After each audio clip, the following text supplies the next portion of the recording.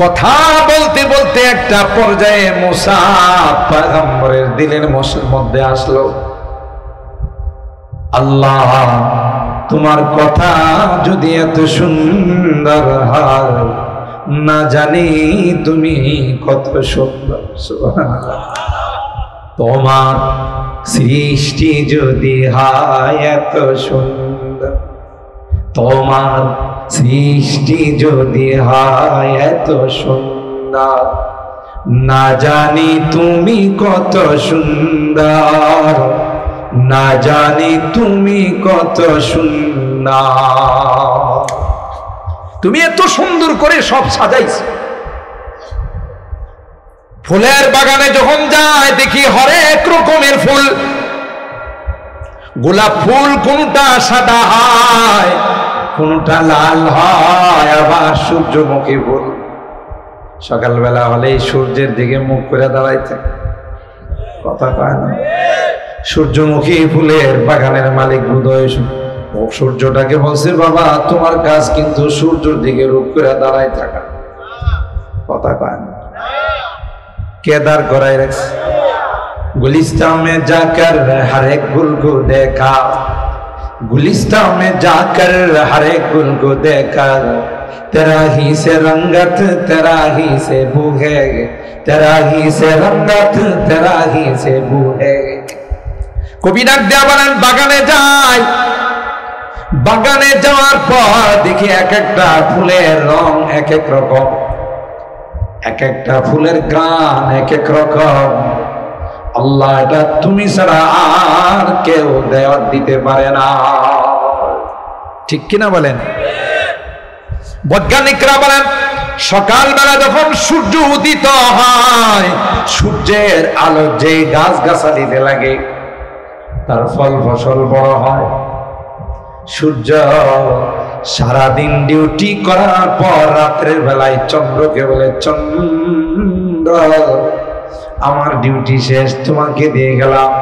রাত্রের বেলায় চন্দ্র আলো দিতে থাকে, চন্দ্রের আলো যদি কোনো ফল ফসলে না লাগে, ওই ফলের কালার আর স্বাদ আসবে না,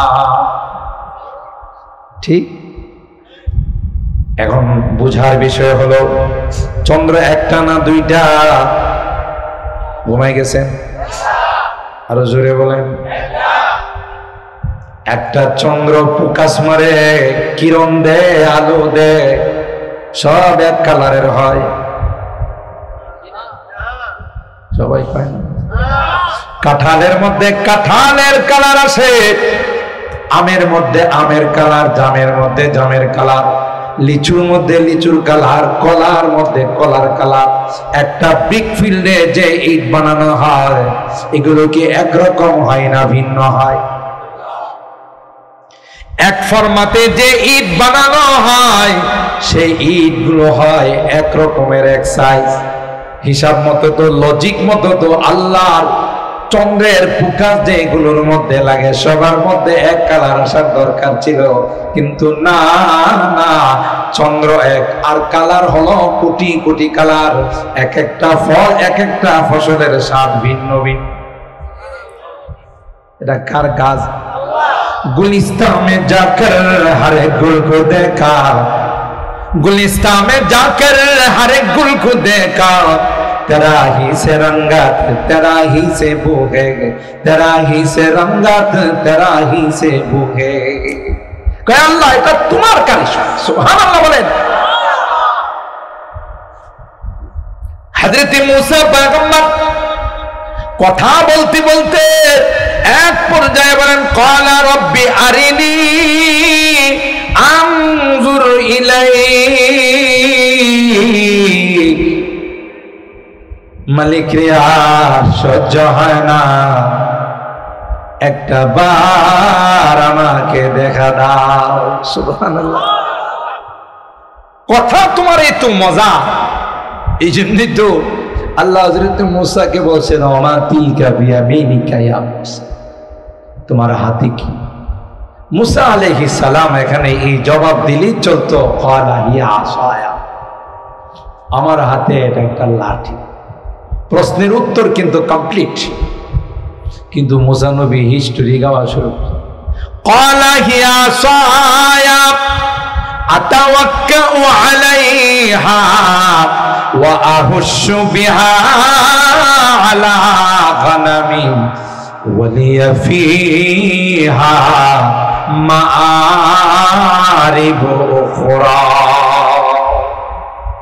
কয় আল্লাহ, এটা আমার হাতে লাঠি,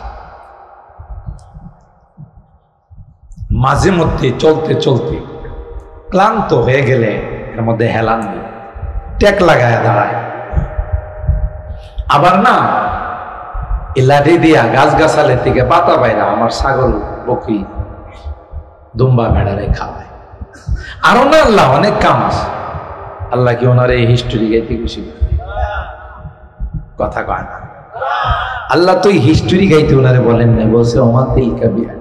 ওনাকে প্রশ্ন করা হলো, আল্লাহ আপনাকে জিজ্ঞাসা করছেন হাতি, আপনি তো এতটুকুন বললেই চলতো, হি আশায়, এটা আমার হাতে লাঠি, আপনি এত লম্বা হিস্টোরি কেন বললেন? তোরা বুঝবে না, আশেক আর মাসুক, তার সঙ্গে একজনের সঙ্গে আরেকজনের কথা শুরু হলে মনে চায় রাত কি রাত, দিন কি দিন, শুধু কথা বলতেই থাকে। মিয়ানে আশেক মাসুক চরমজিস্ত, মিয়ানে আশেক মাসুক চরমজিস্ত, কিরামান কাতিবিনরা হাম খবর নিস্ত। এটা হলো আল্লাহ কালাম, এত সুন্দর।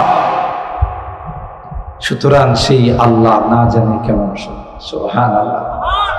এই আল্লাহকে দেখার ইচ্ছা আছে কার কার? একটু লিল্লাহে তাকবীর। বাঞ্ছারামপুরের মানুষের আওয়াজ এত ছোট হয় না, কারণ এটা ব্রাহ্মণবাড়িয়ার সন্তান থাকায় না। আর গোটা বাংলাদেশ জানে, যদি বাংলাদেশে কখনো ইসলামী পতাকা উত্তোলিত হয়, ব্রাহ্মণবাড়িয়ার জমিন থেকে উত্তোলিত হবে। কথা বলেন ঠিক? লিল্লাহে তাকবীর। হাত নামান, আল্লাহ আমাদের হাত কবুল করুন, আমিন বলুন। আল্লাহ বলেন, যদি আমাকে দেখতে চাও, আমি একটা বিশাল সেমিনার করব, যেই মাঠে আল্লাহর সমাবেশটা হবে, সেমিনার হবে, মাহফিলটা হবে, এই মাঠের নাম হলো ময়দানে মাসজিদ। সুবহানাল্লাহ। এই ময়দানটা কত বড়? আপনাদের এই ময়দানের সমান না একটু বড়? এটা সমান হয়। হযরত জিবরাইল আলাইহিস সালাম আল্লাহর কাছে একদিন আকাঙ্ক্ষা পেশ করে, আল্লাহ, জীবনের গোটা শক্তিটা দিয়ে একটা মাঠে দৌড় দিতে পারলাম না, এরকম কোন মাঠ পাই না। কতটুকুন শক্তি আছে ওনার গায়ে? 600 পর আছে। কার? একটা পর দিয়ে যদি গোটা পৃথিবীতে আঘাত করে, বাংলাদেশ না, বাংলাদেশ তো মানচিত্রে তালাশ করলে খুঁজেই পাওয়া যায় না। কথা কয়। এখন তো গোটা বাংলাদেশকে চিনাইছে এই সকল মাদ্রাসার ছাত্ররা। কথা বলেন ঠিক কিনা? কোন ফুটবলার, কোন ক্রিকেটার বাংলাদেশের লাল সবুজের পতাকা উড্ডীন করতে পারে নাই। পেরেছে 200-300 রাষ্ট্রকে পিছনে ফেলে আমার দেশের কোরআনের পাখিরা লাল সবুজের পতাকা উড্ডীন করেছে। ঠিক না? হাফেজ তাকরিম, হাফেজ তারিকুল, হাফেজ নাজমুস সাখেজ, হাফেজ আবু তৌহিদ সহ অগণিত হাফেজরা 200-300 রাষ্ট্রের সঙ্গে মোকাবেলা করার জন্য।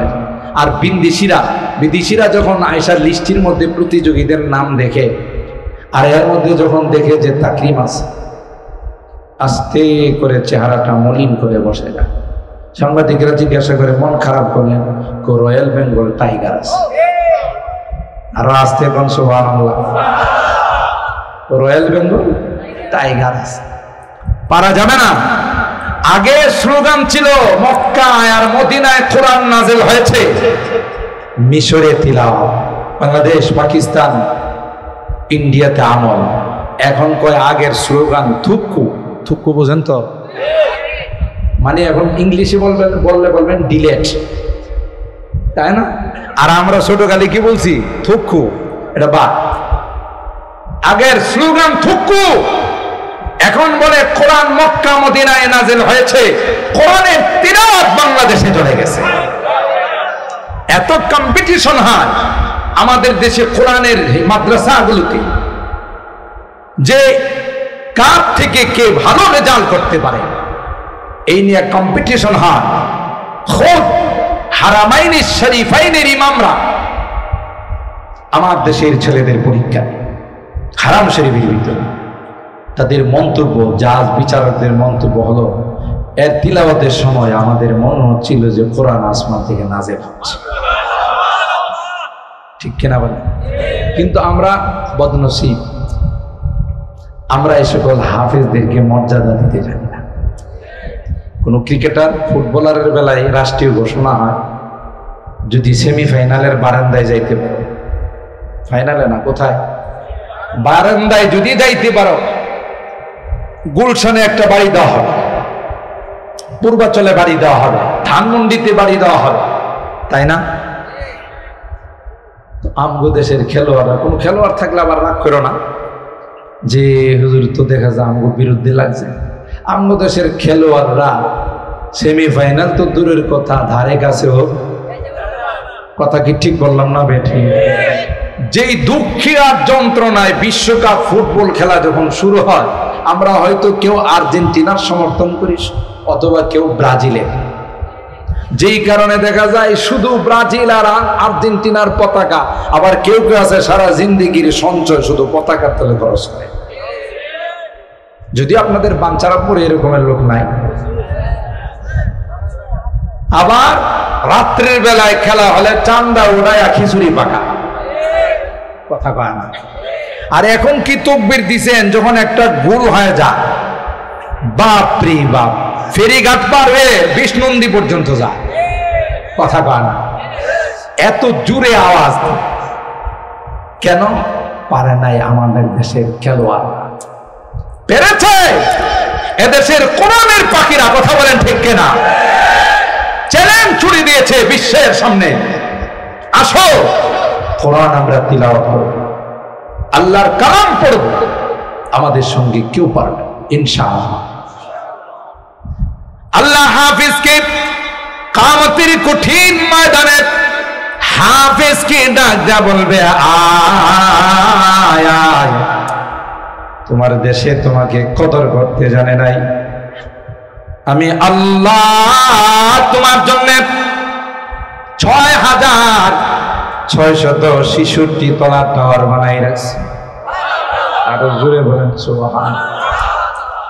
শুধু বাড়ি নাই, শুধু জায়গা নয়, আল্লাহ কয় তোমার জন্য একটা টাওয়ার বানাই রাখছি, যে টাওয়ারের উচ্চতা হলো 6666 তলা।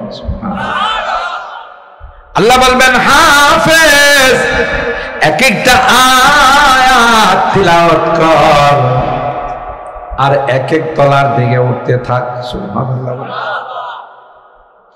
তখন হাফেজ বলবে, না না আল্লাহ, যে এলাকার মাদ্রাসায় পড়ে হাফেজ হয়েছিলাম, যে এলাকার মানুষের ভাত পানি খেয়ে মানুষ হয়েছিলাম, এদেরকে তো বাম কাতারে দেখা যায়, গুনার কারণে এরা জাহান্নামের লাইনে দাঁড়িয়ে আছে। যতক্ষণ পর্যন্ত তাদের জান্নাতের ফয়সালা না হবে, ততক্ষণ পর্যন্ত তোমার জান্নাতে যাওয়ার জন্য রাজি হব না।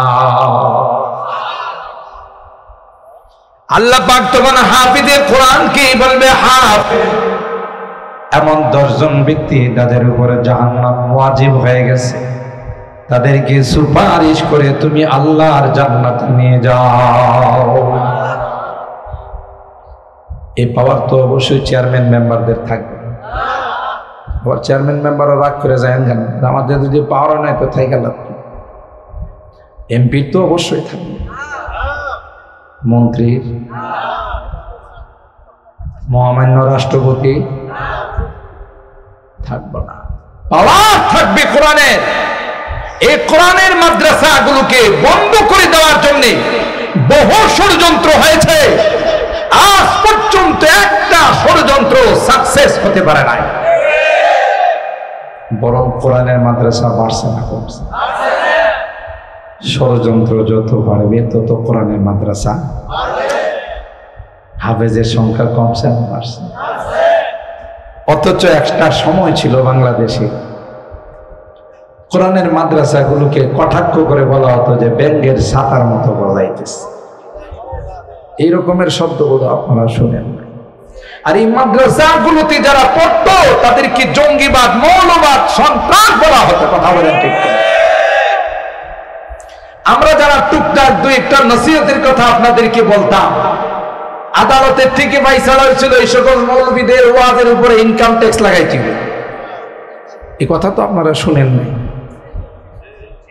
আমাদেরকে আপনারা হাদিয়া দেন, একটা গাড়ি নিয়ে আমরা আসি, যা হাদিয়া দেন কোনোদিন আমরা দেখিও না। আল্লাহর জন্য কাজ করি। একজন যদি বয়ানের কারণে নামাজি হয়ে যায় আমার ওয়াজ সার্থক। কথা বলেন ঠিক কিনা? উলামায়ে কেরাম, নায়েবে রাসূল, ওয়ারাসাতুল আম্বিয়া যারা, তারা আল্লাহর জন্য এই কাজ করে। কিন্তু কিছু নাস্তিক আর মুবতাদিআ ছিল, তাদের সহ্য হতো না এদেশে কোরআনের আলোচনা হবে, এদেশে কোরআনের মাহফিল হবে, কোরআনের মাহফিল বন্ধ করে দেওয়ার জন্য চেষ্টা করত। কথা বলেন ঠিক কিনা? বিচারকের আসনে বসে ফায়সালা রায় দিছে, 1000 বক্তা ওয়াইজের লিস্টি করছে যে তাদের বয়ানের উপরে ইনকাম ট্যাক্স বসাইতে হবে, ট্যাক্স বসাইতে হবে। আল্লাহ কয় এই ট্যাক্স এদের বয়ানে বসা লাগবে না, সবর কর, তোরই ট্যাক্স বসাও। কথা কয় না? এটার কারণ কি ছিল জানেন? চুরের মায়ের বড় গলা। ওরা যে দুর্নীতি টুর্নীতি করে সব শেষ করছে, এখন যদি কেউ কই তুই দুর্নীতিবাজ, এই জন্য তুই দুর্নীতিবাজ। কথা কয় না? আল্লাহ দেখাই দিছে কে দে ওলামায়ে কেরাম, নায়েবে রাসূল, এরা ছিল, আছে, থাকবে, তুই কিছুদিন পরে পলাবি। কথা কয় না? তাও কোটি কোটি, হাজার কোটি টাকা থাকার পরেও কলা পাতাতে শুয়ে যান বাঁচানোর চেষ্টা করবে। কি আমার কথা বুঝতেছেন? সারা জিন্দেগি টুপি দাড়ি দেখলে টিটকারি করছে, মস্কারা করছে, উপহাস করছে, এখন বিপদে পয়রা দাড়ি রাখে। আল্লাহ কই তোর দাড়ি এটা ভুয়া দাড়ি, ভুয়া দাড়ি, ভুয়া দাড়ি। কথা বলেন ঠিক কিনা? তুই আসলে সুন্নতি দাড়ি রাখিস না। কথা কয় না? সুন্নতি দাড়ি রাখলে দাড়ি কাটতো না, আবার রাখলে এটা দিয়ে বাঁচতে পারতো। দুইটার কোনোটাই কি ছিল না, সৎ ছিল না, অসৎ ছিল। এই জন্য একটা কাইটা বানাইছে, আটটা রাইখাও বাঁচতে পারে না। কথা কি আমার বুঝতেছেন? আহা, ইউরিদুনা লিইউতফিউ নূরাল্লাহি বিআফওয়াহিহিম ওয়াল্লাহু মুতিম্মু নূরিহি ওয়ালাউ কারিহাল কাফিরুন। আল্লাহ ডাক দিয়ে বলেন, যে লাইট আমি জ্বালিয়েছি, গোটা বিশ্ব মিলে যদি চেষ্টা করে, ষড়যন্ত্র করে আমার লাইটকে অফ করে দেওয়ার জন্য, আল্লাহ ডাক দেয়া কয় না না, কিয়ামত পর্যন্ত সকল শক্তি, মহাশক্তি, পরাশক্তি মিলে যদি একত্রিত হয়ে চেষ্টা করে আমার লাইটকে অফ করে দেওয়ার জন্য, আল্লাহর কসম রে, আল্লাহর লাইটকে কেউ অফ করতে পারবে না। যারাই বাহাদুরি দেখাইয়া, দুঃসাহস দেখাইয়া আল্লাহর লাইটকে অফ করার জন্য যাবে, আল্লাহ কয় লাইট অফ হবে না, কোরআন অফ হবে না, যে যাবে সে নিজে অফ হয়ে যাবে। চেরাগেরা কে ইজ্জত বর ফরোজাদ হারা কাছে দম জানাদিনী শেষে বসুজা। আল্লাহ বলেন, আমার কোরআনের বিরুদ্ধে ষড়যন্ত্র যত মাত্রা বাড়বে, তত আমি বয়স কমাইয়া হাফেজে কোরআন দুনিয়াতে আমি সাপ্লাই দেব। আপনারা মিডিয়ার সাহায্যে জানেন, 4 বছরের বাচ্চাকে আল্লাহ হাফেজ বানাই দিছে। যে বাচ্চারা এই বয়সে ল্যাংটাসা, কথা ল্যাংটাসা জেনেন, মাঝে মধ্যে খবরে লেখা থাকে, মাজারে লেখা থাকে এটা ল্যাংটাসার মাজার। কি সে জীবদ্দশায় জীবনে অফিস আদালতে কাপড় লাগায় নাই। কথা কয় না? সারা জিন্দেগি অফিস আদালত খুলে চলাফেরা করছে, তার পিছনেও হাজার হাজার মানুষ। কিরে ভাই, এর পিছনে দরুস্কা কয় কোনো ইশারা না পাই নাকি অফিস আদালত খুলে ফেলাইছে। কথা কয় না? আসলে তো কথা ঠিক, ইশারা পাইছে, এটা হলো ইবলিচ্চার ইশারা পাইছে, ঠিক কিনা বলেন? ছোট গালে যে বয়সী কাপড় পরে না, আল্লাহ কয় আমি আল্লাহ 30 পারা কোরআন তার সিনায় সংরক্ষণ করে দেব। কোরআনের বিরুদ্ধে ষড়যন্ত্রের মাত্রা যত বেশি হবে, আল্লাহ কয় 4 বছরের পরিবর্তে 3 বছরে নিয়ে আসবো, 3 বছরের পরিবর্তে 2 বছরে নিয়ে আসবো, 2 বছরের পরিবর্তে 1 বছরে, আরো যদি বেশি করো মার্কেটের থেকে রেডিমেড হাফেজ বানায়া পাঠাবো। আল্লাহর এই ক্ষমতা আছে না? কথা বলে। মার পেটে বাচ্চা থাকা অবস্থায় মা কোরআনের হিফজ করেছে, করতে করতে 15 পারা হিফজ করেছে। এরপরে সম্ভব হয় না, বাচ্চাটাকে যখন একটু বড় হলো মক্তবের মধ্যে ভর্তি করে দিয়ে আসছে। মক্তবের উস্তাদকে বলল, উস্তাদজি বাচ্চাটার বাবা নাই, এতিম সন্তান, একটু আদর করে বাচ্চাটাকে হাফেজ বানায়। উস্তাদজি বাচ্চাকে কুলে বসাইয়া বাচ্চাকে বলে, পড়ো বাবা আউযু বিল্লাহি মিনাশ শাইতানির রাজিম। বাচ্চারে কয় আউযু বিল্লাহ পড়তে হয়, আগেরটা কয় বিসমিল্লাহির রাহমানির রাহিম। উস্তাদ কই ঘটনাগিরি হেরে কই আউযু বিল্লাহ, যে এক কদম বাইরা কই বিসমিল্লাহ। এরপরে উস্তাদ বলে, বাবা বলো আলহামদুলিল্লাহি রাব্বিল আলামিন। ওই বাচ্চাটা কয় আর-রাহমানির রাহিম। আপনাদের সুবহানাল্লাহ মনে হইছে 2 সপ্তাহ যাবত রোজা রাখছেন। আরেকটু আস্তে কর, আরেকটু আস্তে কর। দেখছে আমরা যদি কই আস্তে আপনারা কোন জোরে, আর যদি কই জোরে তখন কোন আস্তে, উল্টা চলছে। কথা বলেন ঠিক কিনা? এবার বাচ্চার মাকে খবর দিয়া কার, তুমি আসো তোমার সঙ্গে কথা আছে। বাচ্চাকে বললা তুমি আরবি পড়ানোর জন্য, বাচ্চাটা আমি যা কই তার আগেরটা কয়। তাইলে তুমি কি আমার সঙ্গে প্রতারণা করছো? বাচ্চার মা মনে করছে বাচ্চা দুষ্টুমি করেছে, বেয়াদবি করেছে, সেই জন্য আমাকে ডাক দিয়েছে। বাচ্চার মা পর্দার আড়াল থেকে কয়, ওগো উস্তাদজি মনে হয় আমার সোনামণিটা, মনে হয় আমার কলিজার টুকরাটা আপনার সঙ্গে বেয়াদবি করেছে। ও উস্তাদজি মাফ করে দেন, বাচ্চাটার বাবা নাই, এতিম সন্তান। বাচ্চাটার চেহারার দিকে তাকাইয়া আমার জীবন যৌবন বিসর্জন দিয়েছি, আমি অন্য কোন স্বামী গ্রহণ করি নাই। এ মা বুখারী শরীফের মধ্যে আসে, যে মা সন্তানের চেহারার দিকে তাকাইয়া জীবন যৌবনকে বিসর্জন দিয়ে দেয়, অন্য কোনো স্বামী গ্রহণ করে না, প্রয়োজনে মানুষের বাড়িতে বুয়ার কাজ করে, তারপরেও অন্য স্বামীর ঘরে যায় না। এরকম মা আছে না নাই? বাবারা স্ত্রী মারা গেলে সহ্য করতে পারে না, থাকতে পারে না, কিন্তু মা তার জীবনকে বিসর্জন দিতে পারে সন্তানের জন্য। এ যুবক, যে মা না খাইয়া জীবন যৌবনকে বিসর্জন দিয়া তোমার জন্য ওয়াকফ করে দিয়েছে, তুমি বড় হয়ে ওই মাকে বাদ দিয়ে ম্যাডামের কথা শুনে যদি মাকে ছেড়ে চলে যাও, আল্লাহর কসম রে, আল্লাহর কসম, ওই মা যদি একটা বদদুয়া দিয়া দে, তোমার জন্য আল্লাহর জান্নাত হারাম হয়ে যাবে। কথা কয় না?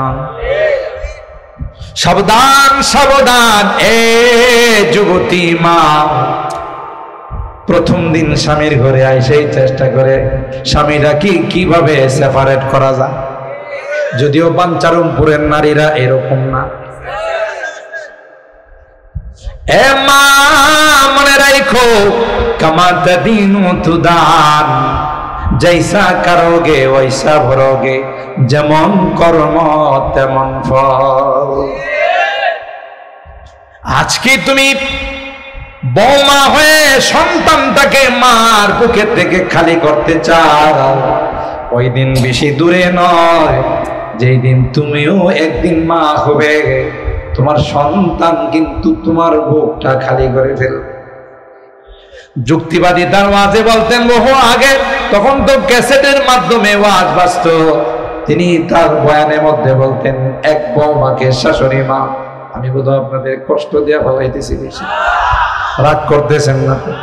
12:30টার ভিতরে দোয়া হবে।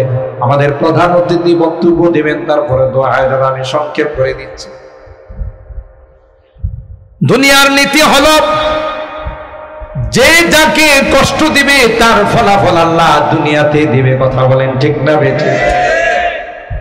বৌমাকে বলল শাশুড়ি মা, বৌমা আমার পিঠটা চুলকাই দাও, আমার পিঠটা চুলকিয়ে দাও। বৌমা বারবার হাত দিয়ে পিঠ চুলকাইতে যায়, কিন্তু হাত যায় না, পাও যায়। কথা কয় না?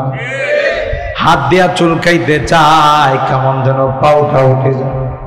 আল্লামা মুফতি শফি রহমাতুল্লাহ আলাইহি তার কিতাবের মধ্যে লিখে, বাবা বৃদ্ধকালে তার সন্তানকে বলে, গাছের ঢালে কাক বসছে, বলতে ये क्या चीज है? উর্দু বোঝেন তো? পাকিস্তান আমলে উর্দু কইছেন না? স্বাধীনতার সময় তো পাঞ্জাবিরা যারে দেখছে হেরে গেছে, কিয়া তো মুসলমান। কথা কয় না?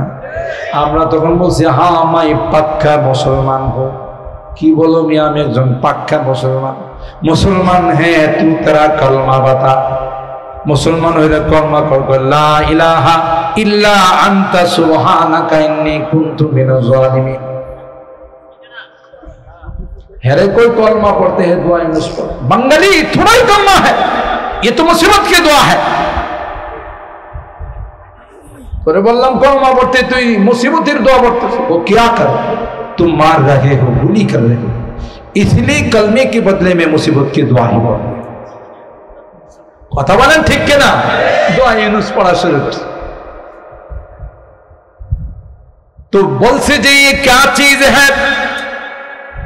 বাবা তার সন্তানকে বলতেছে, বাবা বলো এটা কি? বলছে, প্রথমে বলছে ये कौवा है। কি বলছে? আসলে কাওয়া, কিন্তু নকল কাওয়া না। কথা পায় না। যে কাক ডালে বসে এই কাওয়ার কথাই কইছে, তো একটা কাক সারা দেশে প্রসিদ্ধ হয়ে গেছে, ওই কাওয়া না। কথা পায় না, আসল কাকের কথা কইছে। কথা বলেন? ये क्या चीज है कि ये कौवा है, এটা कौवा। আবার জিজ্ঞাসা করছে, বাবা ये क्या चीज है? ये कौवा है। আওয়াজটা আগের থেকে বাড়ছে না কমছে? তৃতীয়বার জিজ্ঞাসা করছি, ये क्या चीज है? ये कौवा है, ये कौवा है, ये कौवा है। এবার রাগ হয়ে তিনবার কইছে, তোমার কান দিয়া কি আওয়াজ দেয় না? আমি না দুইবার কইলাম কৌয়া। বাবা বুঝে ফেলছে সন্তান বড় রাগ হয়ে গেছে।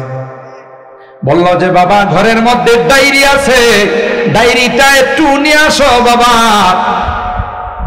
ডায়েরিটা খুলে, তুমি যখন ছোট ছিলা আমার কোলে বসে এরকমের প্রশ্ন আমাকে একবার নয়, দুইবার নয়, 100 বার করেছিলাম। দেখছেন না বাচ্চারা কি প্রশ্ন, এগো প্রশ্ন শেষ হয় না। আব্বু এটা কি? এটা নৌকা। নৌকা দিয়ে কি করে? কই নদীর মধ্যে চালায়া কি করে? বিভিন্ন মাছ টাছ ধরে, মাছ ধরে কি করে? শেষ আছে প্রশ্ন, শেষ আছে। প্রশ্ন একটার পর একটা চলতেই থাকে, বিরতিহীন।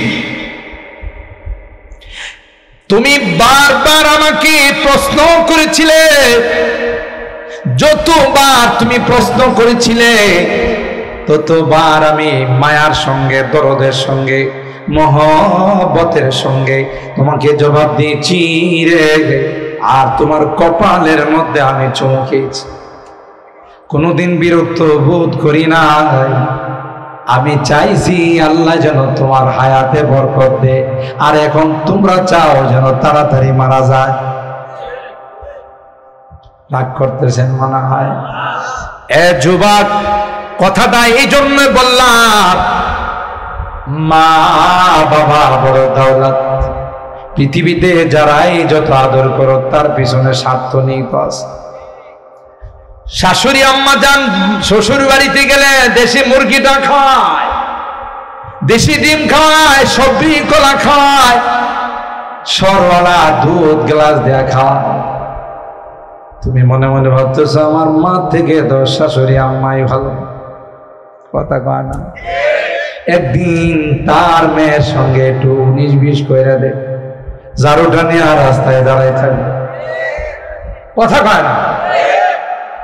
যে গোলামের বাচ্চা তুই আইস, গোলামের পুত তুই আইস। কথা কন ঠিক কিনা? ওই যে স্বার্থের মধ্যে ব্যাঘাত করছে। কিন্তু মা, যতই তুমি খারাপ আচরণ করো মা, মা তোমার ওই স্বার্থহীন মহব্বত, কথা বলেন ঠিক কিনা? এই জন্য মা সন্তানের দুঃখ ব্যথা সহ্য করতে পারে না।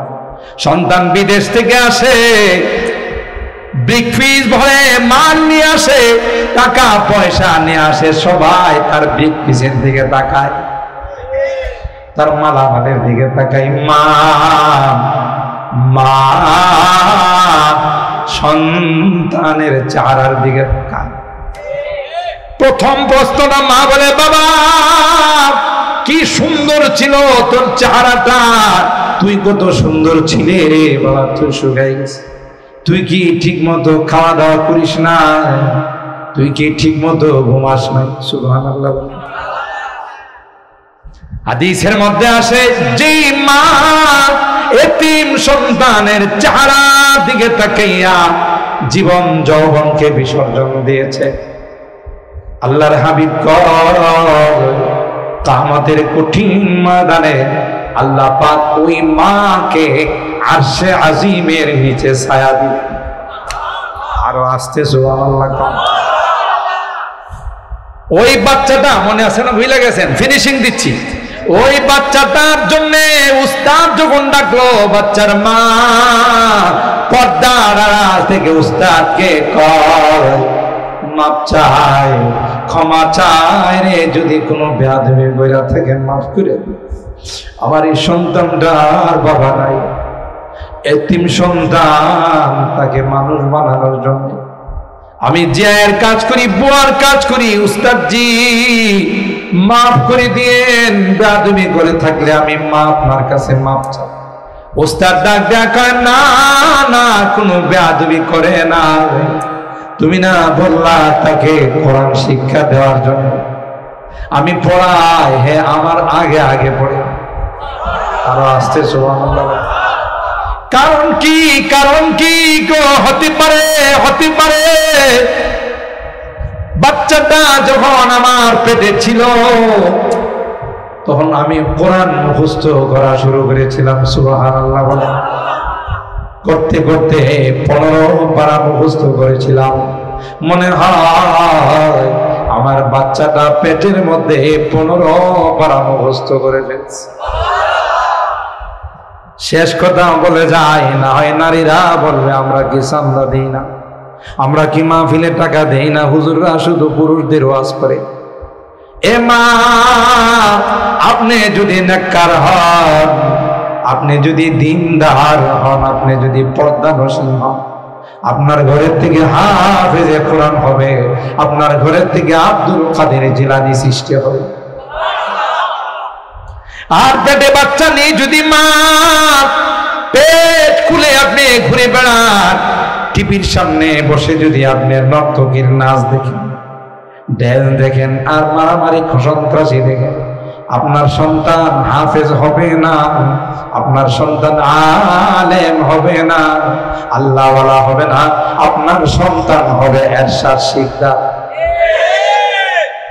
আপনার সন্তান হবে দুর্নীতিবাজ, সুইস ব্যাংকে টাকা জমা রাখে, দেশের মানুষের লুটপাট করে সুইস ব্যাংকে টাকা জমা রাখে, বিদেশে সেকেন্ড হোম বানায়, মানুষের টাকা পয়সা আত্মসাৎ করে বড় লোক হয়।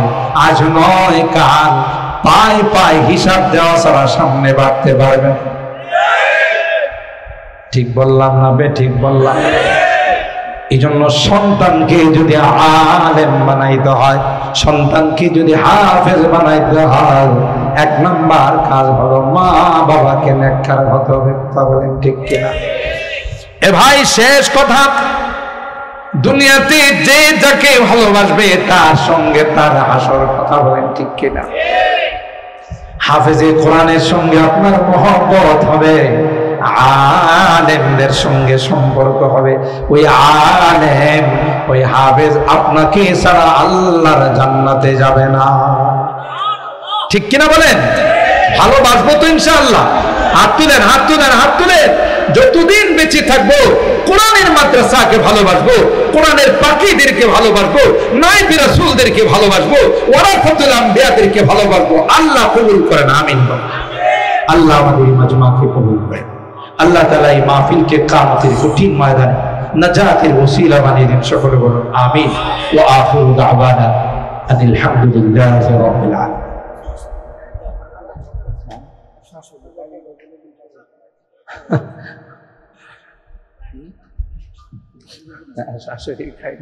আলহামদুলিল্লাহ, পূর্ণ সুন্দর আলোচনা হয়েছে। বারাকাল্লাহু লানা ওয়া লাকুম ফিল কুরআনিল আযীম ওয়া নাফা'ানা ওয়া ইয়্যাকুম বিল আয়াতি ওয়াদ যিকরিল হাকীম। সাদাকাল্লাহুল আযীম ওয়া সাদাকা রাসূলুহুন নাবিয়্যুল কারীম ওয়া নাহনু আলা যালিকা লামিনাশ শাহিদিনা ওয়াশ শাকিরিন ওয়ালহামদুলিল্লাহি রাব্বিল আলামিন। মোহাব্বতের সাথে সকলে দুরূদ শরীফ পড়ুন।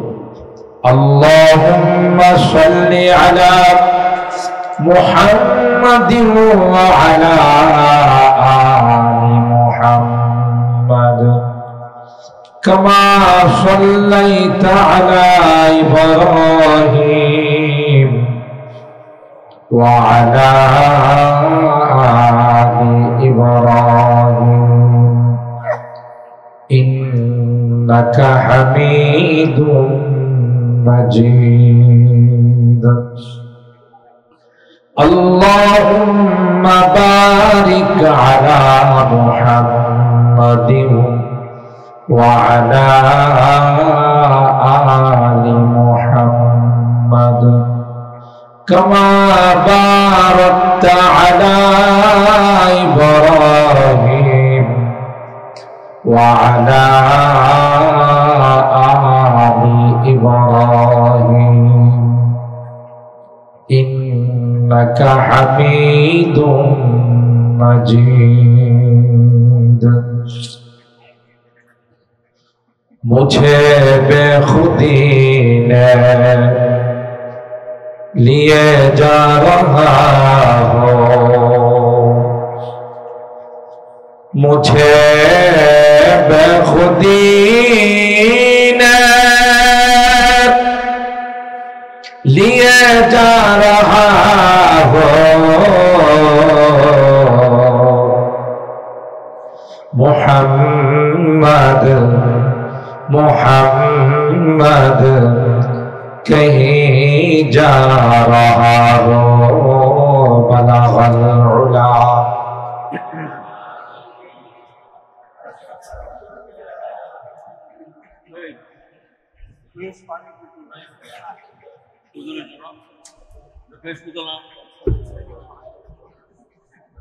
सल्लु अलैहि व आलिहि।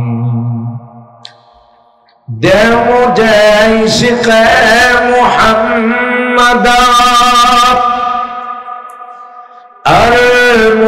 محمد دے مجھے عشق محمد المحمد مگن او محمد ہی محمد ورد میرا رات دن بلغ العلا লবণ পানি দেখা যায় মিশানো এটার মধ্যে কি ওর স্যালাইন মিশানো নাকি লবণ ঠান্ডা আর একটু দিকে দেওয়া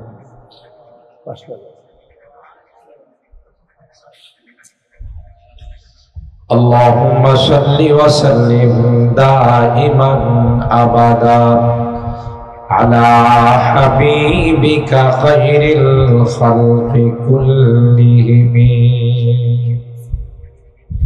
আলহামদুলিল্লাহ সুবহান আলহামদুলিল্লাহ।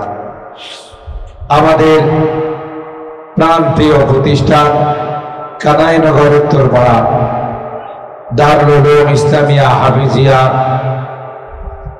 মুবারকিয়া মাদ্রাসা ও এতিমখানার উদ্যোগে আয়োজিত 23তম ওয়াজ ও দোয়ার মাহফিলে সম্মানিত সভাপতি জনাব মোহাম্মদ শহীদুল্লাহ সরকার সাহেব, আজকের মাহফিলের প্রধান অতিথি আলহাজ মোহাম্মদ ফজলুল হক সাহেব, হযরত উলামায়ে কেরাম, বারাদারান ইসলাম, পর্দার আড়ালের মা ও বোনেরা, আল্লাহ পাকের দরবারে লাখো কোটি শুকরিয়া যে রব্বে করিম অগণিত অসংখ্য মানুষ থেকে নির্বাচিত করে আমাদের কিছু মানুষকে আজকের এই জান্নাতি বরকতি মাহফিলে আসার বসার তৌফিক দান করেছেন। এই জন্যে অন্তরের অন্তঃস্থল থেকে কালিমাতু শুকর আদায় করি, জোরে সুরে বলি আলহামদুলিল্লাহ। মাগরিবের নামাজের পর থেকে নিয়ে পর্যন্ত অনেক বুজুর্গ উলামায়ে কেরামদের জবান থেকে অত্যন্ত মূল্যবান আলোচনা শুনেছি। এখন আমরা শেষ পর্যায়ে চলে আসছি, রাত প্রায় 11:30। খুব লং টাইম আলোচনা করে আপনাদেরকে কষ্ট দেব না। আজকের এই মাহফিলের পোস্টারে দুইটা শিরোনাম, একটা হলো ওয়াজ ও দোয়ার মাহফিল। তা আমি মনে করি ওয়াজ হয়ে গেছে আলহামদুলিল্লাহ। উদীয়মান তরুণ আলিমে দ্বীন বা হযরতুল আল্লামা আল্লামা হেদায়েতুল্লাহ আজাদি সাহেব, হযরত মাওলানা সাজিদুর রহমান সাহেব, হযরত মাওলানা শেখ সাদি, এরা আপনাদের খিদমতে মূল্যবান আলোচনা পেশ করেছেন। আমি কোরআনুল কারীমের সূরা আল হিজর এর 9 নম্বর আয়াতে কারিমা তিলাওয়াত করেছি। সরকারে দু আলম महबूब किबरिया सैयदुल कौनैन सैयदुल सखलैन हजरत मुहम्मदुर रसूलुल्लाह सल्लल्लाहु ताआला अलैहि वसल्लम असंख्य हादिस থেকে ছোট্ট একখানা হাদিস পাঠ করেছি। যেহেতু মাহফিলটি আপনাদের এই প্রাণপ্রিয় প্রতিষ্ঠান কানাইনগর উত্তরপাড়া দারুল উলুম ইসলামিয়া হাফিজিয়া মাদ্রাসার উদ্যোগে, তাই মাদ্রাসার শিক্ষার গুরুত্ব সম্পর্কে দুইটি কথা আপনাদের খিদমতে আরজ করব। আমরা যারা এই মাদ্রাসাকে ভালোবাসে, কোরআনের পাখিদেরকে মহব্বত করি, আলেম ওলামাদের সঙ্গে সম্পর্ক রাখি, আমাদের কি লাভ, দুনিয়া এবং পরকালে আমাদের কি ফায়দা হবে, মুখতাসার তরিকায় সংক্ষিপ্ত আকারে আমি দুইটি কথা এই সম্পর্কে আলোচনা করে আপনাদেরকে নিয়ে দোয়া করব ইনশাআল্লাহ। বলুন সকলেই ইনশাআল্লাহ। আল্লাহ আমাদেরকে দোয়া পর্যন্ত বসার তৌফিক দান করুন। একটু জোরে বলুন আমিন। আমাদেরকে আল্লাহ রব্বুল আলামিন পৃথিবী সবচাইতে শ্রেষ্ঠ উম্মত বানিয়েছে, তাই না? আগেকার যুগের নবী রাসূলদের উম্মত যারা ছিলেন এরা হাজার হাজার বছর হায়াত পেয়েছে। সেই তুলনায় আমাদের হায়াত কম না বেশি? অনেক। যারা হাজার হাজার বছর হায়াত পেয়েছে, আমাদের বয়স তো 60 থেকে 70-এর মাঝামাঝি। আমার উম্মতি মা বাইনা 60 ওয়া 70। আমার উম্মতের বয়স 70 এবং 60-এর মাঝামাঝি। তাহলে আমাদের হায়াতের গণ্ডি স্বয়ং আল্লাহর হাবিব বর্ণনা করে গেছে। এই সংক্ষিপ্ত হায়াতের মধ্যে আমাদেরকে শ্রেষ্ঠত্ব অর্জন করতে হবে। সেটা কিভাবে সম্ভব?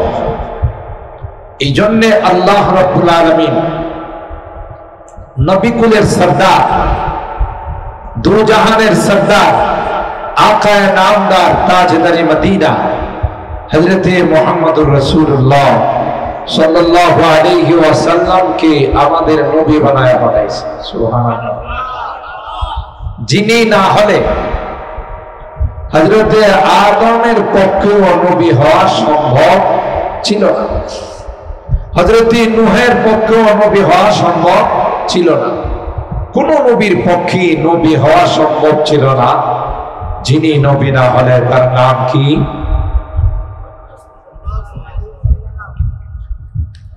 টিউবওয়েলের পানি বইরা আর ওকে নিয়ে আসছে, টিউবওয়েলের পানি বইরা নিয়ে আসছে। আল্লাহ। সম্মানিত সুধী, কোরআনে কারীমের মধ্যে আসে সকল নবীদের রূহকে আল্লাহ রাব্বুল আলামিন একত্রিত করে আলাদাভাবে তাদের কাছ থেকে একটা অঙ্গীকার নিয়েছে। কি সেই অঙ্গীকার? হযরতে আদম থেকে নিয়ে ঈসা রূহুল্লাহ পর্যন্ত সকল নবীদের কাছ থেকে আল্লাহ তাআলা অঙ্গীকার নিয়েছে যে তোমাদেরকে তো নবী বানায়া পাঠাবো, কিন্তু তোমাদের নবুয়ত চলাকালীন সময় আমার হাবিবের আগমন যদি ঘটে যায় তাইলে তোমাদের নবুয়ত মুলতবি হয়ে যাবে, তোমাদের নবুয়ত চলবে। সুবহানাল্লাহ। وَإِذْ أَخَذَ اللَّهُ مِيثَاقَ النَّبِيِّينَ لَمَا آتَيْتُكُم مِّن كِتَابٍ وَحِكْمَةٍ ثُمَّ جَاءَكُمْ رَسُولٌ مُصَدِّقٌ لِّمَا مَعَكُمْ لَتُؤْمِنُنَّ بِهِ وَلَتَنصُرُنَّهُ قال أأقررتم وأخذتم على ذلكم إصري قالوا أقررنا قال فاشهدوا وأنا معكم من الشاهدين। আল্লাহ পাক রব্বুল আলামিন সমস্ত নবীদেরকে একত্রিত করে নবীদেরকে বললেন তোমাদেরকে একত্রিত করলাম একটা অঙ্গীকার নেওয়ার জন্য, একটা প্রতিজ্ঞা পেশ করার জন্য। হে আদম, তোমাকে নবী বানায়া পাঠাইলাম, তোমাকে সফিউল্লাহ বানাবো। হে নূহ, তোমাকে নাজিউল্লাহ বানাবো। ইব্রাহিম, তোমাকে খলিলুল্লাহ বানাবো। হে মূসা, তোমাকে কালিমুল্লাহ বানাবো। কিন্তু মনে রাখো, তোমাদের নবুয়ত চলাকালীন সময় আমার হাবিবের যদি আগমন ঘটে যায়, আমার হাবিব যদি চলে আসে, তাইলে কিন্তু তোমাদের নবুয়ত চলবে না। যেমন সূর্য উঠলে বিদ্যুতের লাইট কোনো কাজ করে না, ঠিক কিনা বলে? যত বড় পাওয়ারফুল লাইট হোক না কেন, সকালবেলা যখন সূর্য ওঠে তখন ওই লাইটের কোনো আলো থাকে? আল্লাহ পাক বলেন ক্বালা আআকরারতুম ওয়া আখাযতুম আলা যালিকুম ইসরি, তোমাদেরকে যে আমি বললাম আমার হাবিব চলে আসলে তোমাদের নবুয়ত চলবে না, এটা শুধু শুনলেই চলবে না, আমার সামনে অঙ্গীকার দিতে হবে। সমস্ত নবীরা এক বাক্যে বলেছিলেন ক্বালু আকরারনা, হে মালিক আমরা এক বাক্যে স্বীকার করে নিলাম যদি আপনার হাবিব চলে আসে তাইলে আমাদের নবুয়ত বন্ধ করে আপনার হাবিবের হয়ে কাজ করব। আল্লাহ পাক বলেন যেহেতু আমার হাবিব সমস্ত নবীদের লিডার, সমস্ত নবীদের সরদার, তাই পৃথিবীর মধ্যে সবচাইতে দামি কিতাব আমার হাবিবের উপর আমি আল্লাহ নাযিল করে দেব। 104 খানা আসমানি কিতাব আল্লাহ নাযিল করেছেন, এর মধ্যে 4 খানা কিতাব সবচাইতে বড়, তাওরাত, জবুর, ইনজিল, আল কোরআন। এই 4 খানা কিতাবের লিডার হলো 4 খানা কিতাবের মধ্যে সবচেয়ে বড় কিতাব, সবচেয়ে দামি কিতাবের নাম হলো আল কোরআন। দামি কিতাবের নাম কি? আল কোরআন। এই কোরআন যেখানে যার যার সঙ্গে কোরআনের সংস্রব লেগে যায় ওই জিনিসটাকে কোরআন দামি বানাই দেয়। সুবহানাল্লাহ। এ ভাই কোরআন নাযিল হয়েছে মক্কা মদিনায়, মক্কা মদিনার দাম কম না বেশি? আরো জোরে বলতে হবে। গোটা বিশ্বের মধ্যে সবচেয়ে দামি শহর হলো মক্কাতুল মুকাররমা, মদিনাতুত তাইয়্যিবা, মদিনাতুল মুনাওয়ারা। হাদিসের মধ্যে আসে দাজ্জালকে আল্লাহ এমন পাওয়ার দিবেন যে পাওয়ার নিয়ে দাজ্জাল গোটা বিশ্বের মধ্যে ভ্রমণ করবে, কিন্তু মক্কা আর মদিনায় দাজ্জাল প্রবেশ করতে পারবে না। জোরে বলুন ঠিক কিনা? যখন এই মক্কায় প্রবেশ করতে যাবে ওখানে আল্লাহ স্পেশাল সিকিউরিটি গার্ড, আল্লাহর দেওয়া ফেরেশতা পাহারাদারি করবে।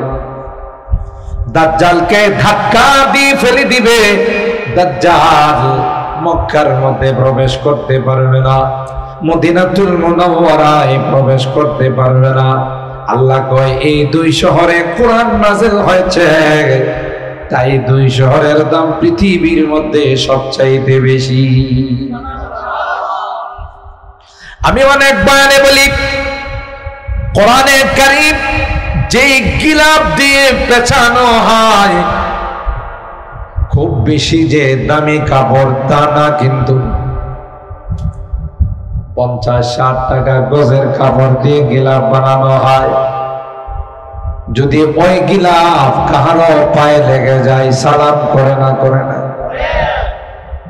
অথচ এর চাইতে অনেক দামি দামি কাপড় পায়ে লাগে, পায়ের নিচে থাকে, কেউ কিন্তু কোনোদিন সালাম করে না। এই গিলাফের মর্যাদা এত বাড়লো কেন, এত বেশি কেন? কারণ হলো ওই গিলাফের সংস্রব হলো, সঙ্গ হলো কোরআন। আল্লাহর কালাম যেমন দামি, তার সঙ্গে যার সংস্রব হয়ে যায়, তার সঙ্গে যার সম্পর্ক হয়ে যায় সেও দামি হয়ে যায়। ঠিক কিনা বলে? আবার হয়রা কোরআনে কারীম রমাদানুল মুবারকে নাযিল করা হয়েছে, তাই রমজানের দাম কম না বেশি? আরো জোরে বলতে হবে। শাহরু রমাদান আল্লাযী উনজিলা ফীহিল কুরআন হুদাল লিন-নাসি ওয়া বাইনাতিন মিনাল হুদা ওয়াল ফুরকান। আল্লাহ বলে তো মাসের চেয়ে দামি মাসের নাম হলো রমাদান। এই মাসটা এত দামি হলো কেন রে? যেহেতু এই মাসে আমি আল্লাহ কোরআন নাযিল করে দিলাম। সবে কদরের মর্যাদা কম না বেশি? আরো জোরে বলতে হবে। কেন? ইন্না আনজালনাহু ফি লাইলাতিল কদর। আল্লাহ বলেন আমি কোরআনকে লাইলাতুল কদর সবে কদরের মধ্যে নাযিল করেছি।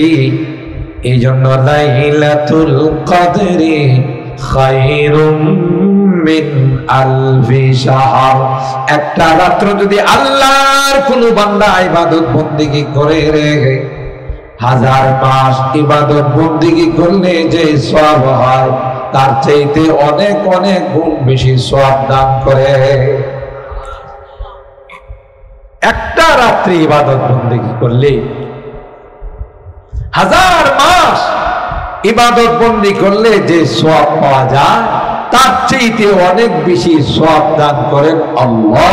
লাইলাতুল কদরে যদি কেউ ইবাদত বন্দেগী করে, সুবহানাল্লাহ। এই লাইলাতুল কদরের মর্যাদা এত বাড়লো কেন? বলেন বলেন। কোরআনে কারীমের খাতিরে, সুবহানাল্লাহ। কেন আল্লাহ এই কোরআনে কারীমকে লাইলাতুল কদর সবে কদরে নাযিল করেছেন? এই জন্যে সবে কদরের মর্যাদা অনেক বৃদ্ধি করে দিয়েছেন, সুবহানাল্লাহ। তাইলে এই কোরআনে কারীম আল্লাহ তাআলা আমাদের উপর নাযিল করেছেন, সুবহানাল্লাহ। আল্লাহ পাক কোরআনকে আসমানের কাছে পেশ করেছিলেন। 7 আসমানকে বলল, আসমান কোরআন গ্রহণ করবানি, তাইলে জান্নাত পাবে। কোরআনের বিরোধিতা করলে কিন্তু জাহান্নাম। 7 আসমান বললেন, না না, কোরআন তোমার কালাম, তুমি যেমন মহান রে তোমার কালাম সেরকম মহান। ঠিক কিনা বলে? আল্লাহ যেমন মহান তার কালাম সেরকম মহান। সুতরাং এই কালাম বহন করার ক্ষমতা আমাদের নাই, আল্লাহ। তাই কোরআন বহন আমরা করতে রাজি নয়, কোরআন বহন করতে আমরা রাজি নই। ফাআবাইনা আইয়াহমিলনাহা ওয়া আশফাকনা মিনহা ওয়া হামালাহাল ইনসান। আল্লাহু আকবার। আল্লাহ শাহ জমিনকে বললেন, এ জমিন তুমি কি আমার কালাম বহন করবানি রে? জমিন বলল, না না, আমার পক্ষেও তোমার কালাম বহন করার ক্ষমতা নাই, সম্ভব না। আসমান রাজি হলো না, জমিন রাজি হলো না, পাহাড় পর্বত রাজি হলো না। আল্লাহ আমাদেরকে ডাক দিয়ে বলেন, এ মানব জাতি তোমরা কি আমার কালাম নিবানি রে? বলতে দেরি হয়, আমরা আল্লাহর কালাম বহন করতে গ্রহণ করতে দেরি হয় না। বলুন তো দেখি, যেখানে আলহামদুলিল্লাহ আমাদের প্রধান অতিথি উপস্থিত হয়েছেন, আলহামদুলিল্লাহ বলে, আপনাদের প্রাণপ্রিয় মানুষ, অনেক সুন্দর চমৎকার আলোচনা করে হযরত মাওলানা সাজিদুর রহমান খাইরি সাহেব। তিনি ঘোষণার সময় বলেছিলেন যে আমাদের প্রধান অতিথি আসতেছেন। আপনারাও দোয়া করছেন, আলহামদুলিল্লাহ প্রধান অতিথি আমাদের মাঝে উপস্থিত হয়ে গেছে। আবারও বলেন আলহামদুলিল্লাহ। প্রধান অতিথি যদি চায় যে আমি একটু কথা বলে চলে যাব, তাহলে আমি মাইক দিতে রাজি আছি। আর যদি বলেন যে না, আসছি যেহেতু দোয়া করে যাব, তাও ওনার ইচ্ছা। আমি বলবো না, আপনার যদি ব্যস্ততা থাকে তাহলে আল্লাহ আল্লাহ ওনার হায়াতে বরকত দান করেন, আমিন বলেন। আল্লাহ তাআলা ওনাকে আমাদের মাঝে অভিভাবক হিসাবে কবুল করেন, আমিন বলেন। সম্মানিত সুধী, আমি খুব লং টাইম আলোচনা করবো না। আমি আগে বলছি আলোচনা হয়ে গেছে, শুধু কোরআনের মর্যাদা নিয়ে দু একটি কথা বলে আপনাদেরকে নিয়ে দোয়া করব ইনশাআল্লাহ।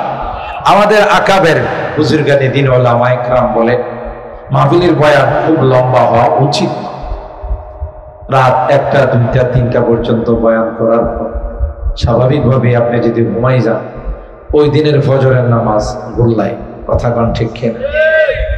আর এই এক ওয়াক্তের নামাজ, 2 রাকাত ফজরের নামাজ যদি এক পাল্লায় রাখা হয়, সারা জীবনের ইবাদত আর ওয়াজ যদি এক পাল্লায় রাখা হয়, কোনটা ভারী হবে? বলেন বলেন। আমি লম্বা ওয়াজ করলাম, কোরআনের আয়াত তিলাওয়াত করলাম, আপনাদের কাছে ভালো লাগলো, আর সেই কারণে লং টাইম ওয়াজ শুনে যদি ফজরের নামাজ কাজা হয়, পানিশমেন্ট আপনাদের হবে, আমারও। কথা কয় আল্লাহ বলবেন বক্তা আয় তোরে বানাই দি তখতা। তোর ওই ওয়াজের কারণে মানুষগুলো নামাজ কাজা হয়েছে। এই জন্য ভাই আমাদের ওলামায়ে কেরাম আমাদেরকে নির্দেশ দিয়েছেন 12টা 12:30, এর বেশি মাহফিলে দেরি করবো না। যেহেতু শীতের দিন আসতেছে, রাত একটু লম্বা হয়, তাই না? 12টা 12:30টার ভিতরেও যদি মাহফিল শেষ হয়ে যায়, প্রত্যেকে যার যার বাড়িতে গিয়ে ঘুমাইলে আশা করা যায় ফজরের নামাজ কাজা হবে না ইনশাআল্লাহ। আর যারা আগের থেকে পড়ে না, ওরা তো মাহফিল আর গায়রে মাহফিল সবই সমান, কথা বলে ঠিক কি? তবে এই রকমের মানুষ এখানে নাই যারা নামাজ পড়ে না। আমি মনে করি সবাই আমরা নামাজ পড়ি, কি বলেন ঠিক কি না? আর না পড়লেও আজ থেকে ওয়াদা করে নিলাম, যতদিন বেঁচে থাকবো ততদিন 5 ওয়াক্ত নামাজ জামাতের সাথে আদায়। আমিন বলেন, আমিন বলেন। আল্লাহ আমাদের এই ওয়াদাকে কবুল করুন, আমিন। তাইলে আসমান রাজি হলো না, জমিন রাজি হলো না, বিশাল বিশাল পাহাড় রাজি হলো না, কোরআনকে বহন করার জন্য কে রাজি হলো? আমরা, মানব জাতি কি হলো রাজি? ওয়াহামালাহাল ইনসান। আল্লাহ বলেন আসমান রাজি হয় নাই, জমিন রাজি হয় নাই। তোমরা 3.5 হাত বডির মালিক দুর্বল জাতি রে, তোমরা কি করে রাজি হয়ে গেলে? এই জন্য মহব্বতের 2টা গালি দিছে আল্লাহ আমাদের। সুবহানাল্লাহ। এটা রাগের গালি না, এটা মহব্বতের গালি। আপনার কোনো কর্মচারী যদি কঠিন একটা কাজ করে ফেলা, তাহলে আপনি তাকে বলেন আরে জালেম, তুই কি করে এত বড় কাজটা করলে? এই যে জালেম বলছে, এটা কি রাগের গালি না মহব্বতের গালি? আল্লাহ মহব্বতের 2টা গালি দিয়েছেন। ইন্নাহু কানা ওয়ালুমান জাহুলা। জলুম সিগায় মুবালাগা, জাহুল এটা সিগায় মুবালাগা। শুধু জালেম বলে নাই, শুধু জাহেল বলে নাই। তোরা সবচাইতে বড় জালেম, সবচাইতে বড় মূর্খ, জাহেল, অশিক্ষিত। একটা বার চিন্তা করলি যে কোরআন আসমান রাজি হয় নাই, জমিন রাজি হয় নাই, পাহাড় পর্বত রাজি হয় নাই, আমরা সামান্য দেহের মালিক, সামান্য শক্তির মালিক, আমরা কি করে বহন করলাম? আল্লাহ কই জালেম, চিন্তা করলি নাই? জাহেল, একবার চিন্তা করলি না? আমরা বলি মালিক আমরা ভালো করে জানি কোরআন তোমার কালাম, কোরআনের ওজন অনেক ভারী, তারপরেও কেন রাজি হলাম? আমরা জানি রে, আমরা যদি কোরআন নেওয়ার জন্য রাজি হয়ে যায়, তুমি আসমান থেকে কুদরতি হাতে কোরআনে ধরে রাখবা। আমাদেরই ধারণা, আস্থা, বিশ্বাস। ছোট বাচ্চা যেমন বাজারের ব্যাগ মাথায় নেওয়ার জন্য কান্না করে, বাবা চিন্তা করে এর মাথায় যদি ব্যাগ দিই এত এমনিতে আলু ভর্তা হয়ে যাবে, কিন্তু বাচ্চা বায়না ধরছে ব্যাগ দিতেই হবে, না হয় বাড়িতে যাব না, গড়াগড়ি শুরু করেছে। একটা পর্যায়ে বাবা ঠিক আছে চল, ব্যাগ তোর মাথায়, তুই ধর, ব্যাগটা মাথার উপরে, কিন্তু ওরা ওজনটা ধরে রাখছেন কে? কথা কয় না। গোটা ব্যাগের ওজনটা ধরে রাখছেন বাবা। আর বাচ্চা কোনা দিয়া দুই হাতে ধরে কি লাফানি, আর কি খুশি আর আনন্দ। বাড়িতে গিয়া মাকে কয়, মা দেখো কত বড় ব্যাগ, বাজারের ব্যাগ আমি নিয়ে আসছি। আসলে কি হে নিয়ে আসছে না বাবা নিয়ে আসছে? আমরাও বলি মালিক, আমরাও জানি পারা জিসকি লহন সে তুরে হুদা গোনে কোহে গে, पारा जिसकी लहन से तूरे खुदा होने को है जिससे खाशिअन मुतसद्दिअन होने को है। अल्लाह बोलेन लव अंज़लना हाज़ल कुरआन अला जबल लरअयतहु खाशिअन मुतसद्दिअन मिन खशियतिल्लाह व तिलकल अमसालु नज़रिबुहा लिन्नासि लअल्लहुम यतफक्करुन। আল্লাহ বলেন, হাবিব আমার, এই কোরআন কি যদি আমি পাহাড়ের উপর নাজিল করে দিতাম, পাহাড়ের উপর যদি অবতীর্ণ করতাম, তাহলে আপনি দেখতে পাইতেন ওই পাহাড়টা টুকরো টুকরো হয়ে যেত। সুবহানাল্লাহ। হযরতে মুসা পয়গম্বর, তার নাম ছিল কালিমুল্লাহ। কি নাম ছিল? কালিমুল্লাহ। আল্লাহর সঙ্গে সরাসরি কথা বলতেন। সুবহানাল্লাহ। কত বড় ভাগ্যবান। মালিকের সঙ্গে তুর পাহাড়ে গিয়ে কথা বলেন।